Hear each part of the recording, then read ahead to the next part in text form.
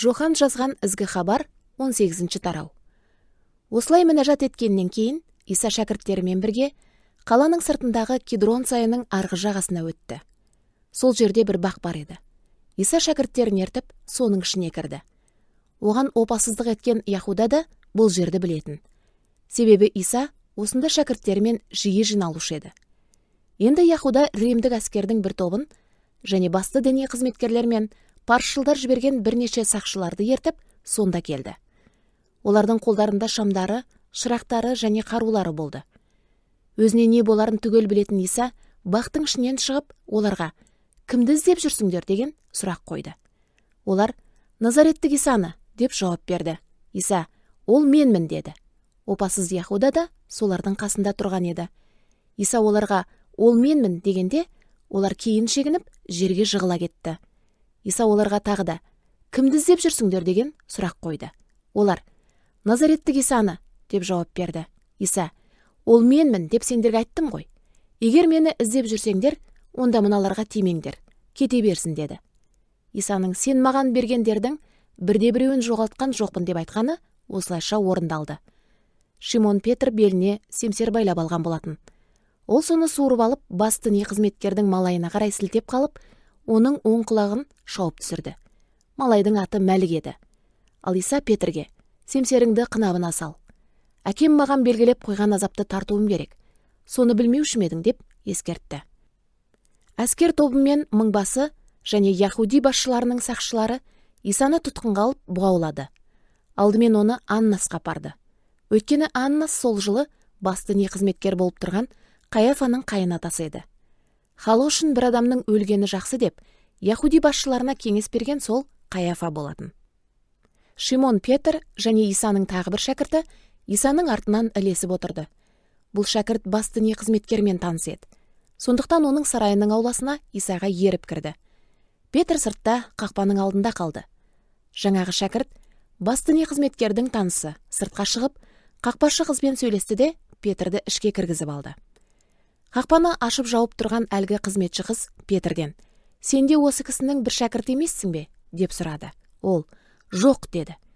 Малайлар мен сақшылар жылыну үшін от жағып, соның айналасында тұрды. Себебі күн суық еді. Петр де олардың қасына барып жылынып тұрды. Басты не қызметкер Исадан өзінің шәкірттерімен ілімі туралы жауап алды. Иса оған «Мен бүкіл жұрттың алдында ашық айтып келемін. Әрдайым барлық яхудилер жиналатын мәжілісханалар мен ғибадатханада тәлім беріп жүрдім. Мен еш нәрсені бүркемелеп айтқан емеспін. Сұрақтарды неге менің өзіме қойып жатырсыз? Не айтқанымды мені тыңдағандардан сұраңыз. Менің не дегендерімді солар біледі ғой» деп жауап берді. Иса осыны айтқаннан кейін, сонда тұрған сақшылардың бірі оның бетін шапалақпен тартып жіберіп, «Сен басты не қызметкерге қалай сөйлесің?» деп зекіді. Иса оған «Айтқаным дұрыс болмаса дәлелде, дұрыс болса мені неге ұрасың?» деп жауап берді. Осыдан кейін Аннас Исаны бұғауланған күйі басты не қызметкер Қаяфаға жіберді. Ал Шимон Петр отқа жылынып тұра берді. Қасындағылар одан «Сен де соның бір шәкірт емессің бе?» деп сұрады. Ол «Жоқ, олай емеспін» деп мойындамады. Сонда басты не қызметкердің малайларының бірі Петр құлағын семсермен шауып түсірген кісінің бір туысы тіл қатып «Сені бақта соның қасынан көрдім емес пе?» деді. Петр тағы мойындаған жоқ. Сол сәтте-ақ әтеш шақырды. Таң сәріде Яхуди дінбасылары Исаны Қаяфаның сарайынан римдік әміршінің сарайына алып барды. Діни салтқа сай арамданбау үшін Яхуди дінбасылары әміршінің сарайына кірген жоқ. Әйтпесе олар құтқарылу мейрамындағы асқа қатыса алмайтын еді. Сондықтан Пилат оларға өзі шығып, «Мына кісіге қандай айып тағып тұрсыңдар?» деген сұрақ қойды. Олар «Бұл қылмыскер болмаса, оны сізге ұстап әкелмес едік» деп жауап қайтарды. Пилат оларға «Сендер оны алып кетіп, өз заңдарың бойынша соттаңдар» деді. Яхудилер «Біреуге өлім жазасын тартқызу бізге рұқсат етілмеген» деп жауап берді. Өзінің қалай өлуге тиісті екенін меңзеп көрсеткен Исаның сөзі осылай орындалды. Сонда Пилат сарайға қайта кіріп, Исаны шақыртып алып, «Сен Яхудилердің патшасысың ба?» деп сұрады. Иса «Бұл сөзді өзіңіз айтып тұрсыз ба? Әлде басқалар сізге мен туралы айтты ма?» деп қарсы сұрақ қойды. Пилат «Мен не, Яхудимін бе?» Сені маған ұстап әкелген өз халқың және басты діни қызметкерлер ғой. Қандай істер істеп едің, деді. Иса: менің патшалығым осы дүниелік емес. Егер де патшалығым осы дүниелік болса, онда менің қасымда сақшыларым жүріп, олар мені яхуди басшыларының қолына түсірмеу үшін күрескен болар еді. Бірақ менің патшалығым осы дүниелік емес, деп жауап берді.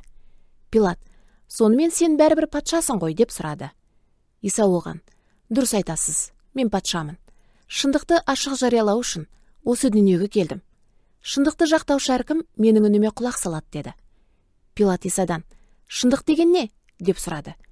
Осын айтты да, тағы да сарайынан шығып, яхуди басшыларына барды. Оларға тіл қатып былай деді: мен одан ешқандай кінә таппай тұрмын. Ал құтқарылу мейрамында өз салттарың бойынша сендерге бір тұтқынды босатып жіберемін. Енді яхудилердің патшасын босатып беруімді қалайсыңдар ма? Сонда олар: бұны емес, Бараббаны, деп қатты айғайлап жауап қайтарды. Ал Барабба ұлтшыл қарақшы болатын.